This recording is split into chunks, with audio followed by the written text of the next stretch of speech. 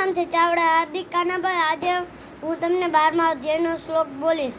એવં સતત યુક્તાએ ભક્તા સ્વાપક ઉપાસતે એ ચાપ્યાક્ષરમ મહાવ્યક્તમ તેષમ કિય વ્યક્તમ મય્યાવેશમ મને મામ નિત્ય યુક્તા ઉપાસતે શ્રદ્ધયા પર્યોપતાપ્સ્તે મે યુક્તામાં મતા એત્વક્ષરમ નિદેશ્યામ અવ્યક્તમ પર્યુપાસતે સર્વત્ર ગમચિંત્યમ ચ કૂટસ્થામચલં ધ્રુવમ સંયમ ઇન્દ્રિયગ્રામમ સર્વત્ર સમસબુદ્ધયઃ તે પ્રાપ્નુવન્તિ મામેવ સર્વભૂતહિતે ક્લેશોધિકતરસ્તેષાં અવ્યક્તાસક્તચેતસાં અવ્યક્તા હિ ગતિર્દુઃખં દેહરવિભ્યવ્યપતે એતુ સર્વાણિ કર્માણિ મયि સન્ન્યસ્ય